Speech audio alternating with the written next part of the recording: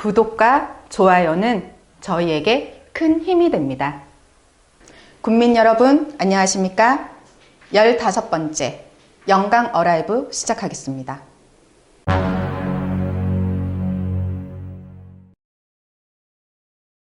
최근 반려동물을 기르는 문화가 성장하는 만큼 길거리에 버려지는 유기동물의 숫자도 늘어나고 있습니다. 특히 백수해안 도로나 불갑사 관광지 주변 등 관광객들이 많이 오는 지역 주변에 유기견으로 보이는 반려견들을 종종 발견되곤 합니다. 영광군이 이 버려진 반려동물을 관리하기 위해 유기동물 보호소를 설치할 계획입니다. 동물보호소 운영 경험 등이 있는 법인 또는 단체들의 신청을 받아 업체 선정이 이루어지면 1억 2천만 원을 보조해 유기동물 보호소를 운영한다는 것입니다. 현재 업체를 선정하기 위해 신청 접수를 받고 있습니다. 길거리에서 살아가는 많은 유기견들의 따뜻한 보금자리가 하루빨리 마련되어지길 기대해 봅니다.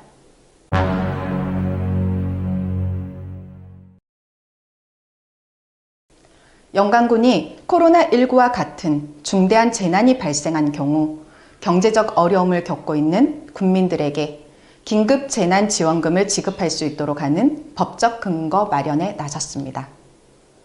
영광군 긴급재난지원금 지원 조례안이 입법 예고되었는데요. 영광군은 입법 예고 후 이 조례안이 군의회 2월 임시회에서 통과되면 국민들에게 재난지원금을 지원할 수 있게 됩니다. 최근 전남 지자체 12곳에서 국민들에게 재난지원금을 지급하며 국민들 사이에서도 기대가 높아졌는데요.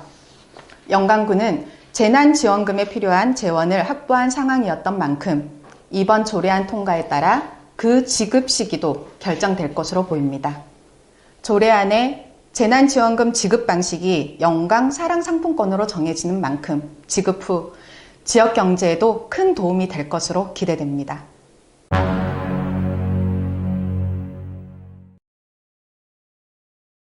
최근 농업도 기계화가 많이 이루어졌죠.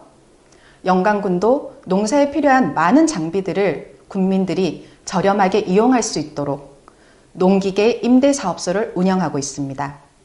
하지만 일부 농기계의 경우 별도의 면허가 필요합니다. 특히 지게차나 미니 포크레인 등은 안전상의 이유로도 충분한 경험이 뒤따라야 하는데요. 문제는 영광군 관내에서는 이런 교육을 받거나 자격증을 취득하기 위한 교습소가 따로 없다는 것입니다. 이 문제를 해결하기 위해 영광군 농업기술센터에서는 매년 소형 건설기계 조종사 면허 취득을 위한 교육생을 모집해 전문 교육기관의 교육을 저렴하게 받을 수 있도록 지원하고 있습니다. 올해도 84명의 교육생 모집에 나섰는데요. 이번 교육을 통해 면허증을 취득하고 농기계 임대사업소에서 건설기계를 빌렸으면 여러모로 유용하겠네요.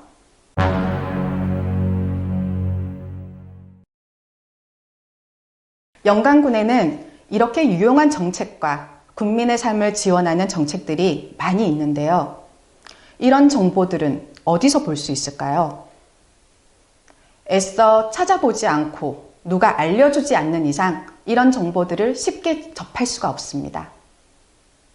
사실 이 모든 정보는 영광군 홈페이지에 게시되어 있습니다. 그러나 막상 접속해서 알아보려면 일반 국민 입장에서 쉽게 찾을 수도 없습니다.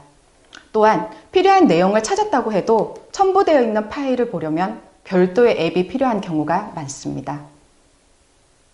즉, 영광군의 입장에서 만들어진 홈페이지에 수요자인 국민들의 접근성이 떨어진다는 것입니다.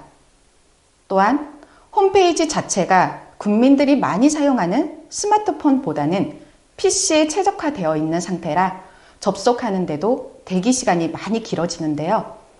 다른 지자체의 경우 별도의 어플을 만들어 주민들이 쉽게 지자체의 정책 사업이나 사업 공고를 볼 수 있다고 합니다. 영광군도 IT 시대에 발맞추어 수요자 중심의 어플을 제작해 배포해 보는 건 어떨까요?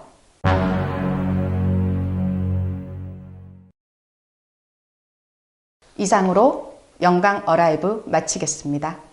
시청해 주셔서 감사합니다.